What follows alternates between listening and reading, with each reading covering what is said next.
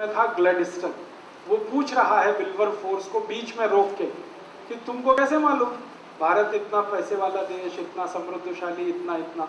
तब वो कहता है कि हमारी जो ईस्ट इंडिया कंपनी भारत में गई है उसके अधिकारियों ने सर्वेक्षण किए हैं, ऐसे सर्वेक्षण की कुछ रिपोर्ट्स मेरे पास हैं जो मैं आपको बताना चाहता हूँ। तो प्राइम मिनिस्टर ने कहा बताओ। तो एक सर्वे की रिपोर्ट वो कोट कर रहा है और कह रहा है कि भारत का सारी दुनिया में 33% निर्यात हो रहा है। इसको फिर से सुनिए, सारी दुनिया में भारत का निर्यात 33% हो रहा है, माने वर्ल्ड का टोटल मार्केट में 33% कंट्रीब्यूशन भारत का है। दुनिया में अगर 100 अरब डॉलर का माल बिक रहा है तो 33 अरब डॉलर का माल भारत का बिक रहा है।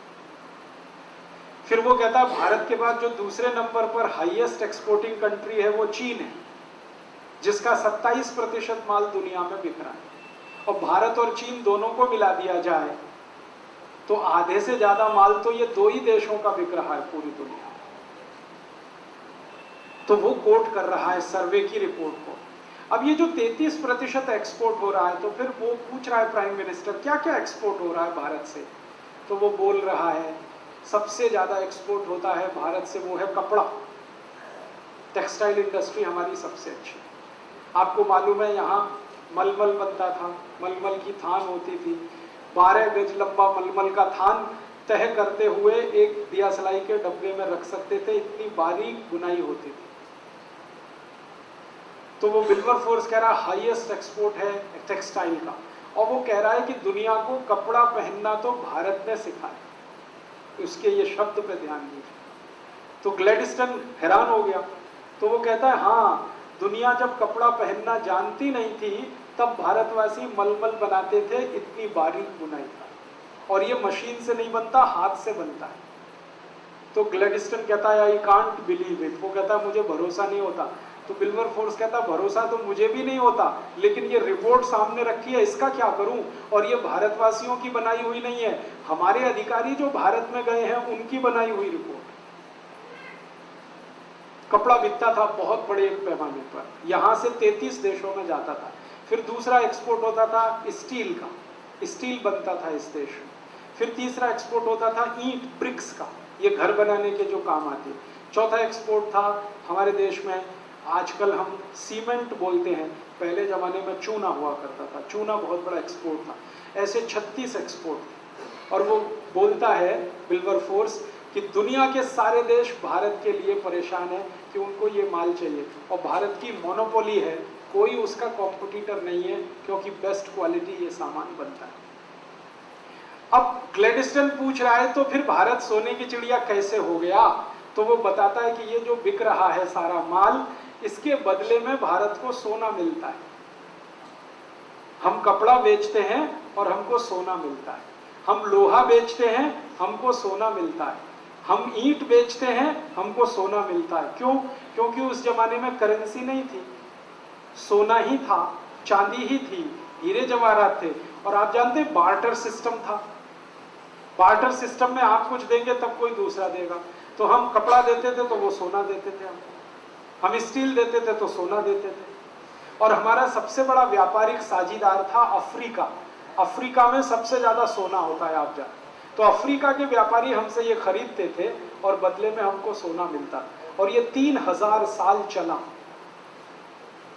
3000 साल हमने सोना लाया कपड़ा बेच के, हमने सोना लाया लोहा बेच के। तो इतना सोना इकट्ठा हो गया इस देश में कि सारी दुनिया ने भारत को सोने की चिड़िया कहना शुरू किया।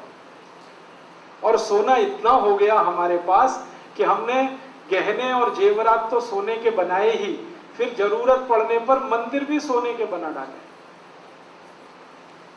दुनिया में ये हजारों साल का एक ही देश है जहां सोने के मंदिर, सोने की मस्जिद नहीं है, सोने का गिरजाघर नहीं, यहाँ सोने के मंदिर है। और आप कहेंगे एक मंदिर है अमृतसर का स्वर्ण मंदिर। मैंने अंग्रेजों के दस्तावेज ढूंढ ढूंढ कर निकाले तो भारत देश में अंग्रेजों के आने के पहले तक 11,000 से ज्यादा सोने के मंदिर। एक एक मंदिर के पास 300 से 400 मीट्रिक टन सोना, एक एक मंदिर के पास। मंदिरों में सोना कहां से आया? समाज ने दान में दिया। समाज के पास कहां से आया? तो व्यापार करके लाया। हमने लूटा नहीं किसी को। भारत का एक भी व्यापारी कभी किसी को लूटने नहीं गया। भारत का कोई राजा कभी दूसरे देश पर हमला करने नहीं गया। यहाँ बड़े बड़े चक्रवर्ती सम्राट हुए जिनका सारी दुनिया सम्मान करती थी। चंद्रगुप्त विक्रमादित्य को आप जानते हैं, हर्षवर्धन को आप जानते हैं, अशोक को आप जानते हैं। सारी दुनिया इनके चरणों में पड़ी रहती थी, लेकिन ये कभी दूसरे देश को लूटने नहीं गए। गए तो धर्म प्रचार करने गए। हमने लूटा किसी को नहीं। फिर सोना कहां से आया? व्यापार करके कमाया हमने, और व्यापार में हम सबसे ऊपर थे, इसलिए इतना सोना है। तो वो सोना चांदी इतना जमा हो गया था इस देश में, इसलिए सारी दुनिया में सोने की चिड़िया नाम से भारत प्रसिद्ध हो, क्योंकि व्यापार बहुत ऊंचा था इस देश में। ये दस्तावेज पढ़ने के बाद मुझे पहली बार पता चला कि भारत उद्योग प्रधान देश था, सिर्फ कृषि प्रधान नहीं था। हमको ये बताया गया ना, भारत कृषि प्रधान देश। कृषि तो सेकेंडरी है, उद्योग तो प्राइमरी थे। और ये सब इतना सारा 3000 साल हम सोना कमाते रहे, फिर मंदिर बनाते रहे, सोना दान करते रहे। सोने का उपयोग इस देश में सबसे ज्यादा है, आज भी सबसे ज्यादा। हम गरीबी में हैं, फिर भी दुनिया का सबसे ज्यादा सोना इसी देश में।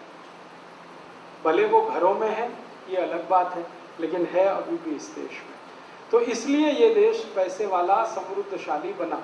और यही कारण था जो अंग्रेज यहाँ आए, फ्रांसीसी आए, डच लोग आए, पुर्तगाली लोग आए। आप जरा सोचो, अगर हम गरीब होते और भुखमरी के शिकार होते तो अंग्रेज यहाँ 200 साल झक मारते? 200 साल, 2-4 साल में लौट जाते। अगर हम गरीब होते, भुखमरी के शिकार होते, तो फ्रांसीसी क्यों आते? वास्को डिगामा क्यों आया अपनी पूरी फौज लेके? सिकंदर क्यों आया यूनान से चलकर यहाँ तक? ये सारे लोग आए क्योंकि हमारे पास कुछ था, और वो दो ही चीजें थी, एक तो ज्ञान और दूसरा पैसा।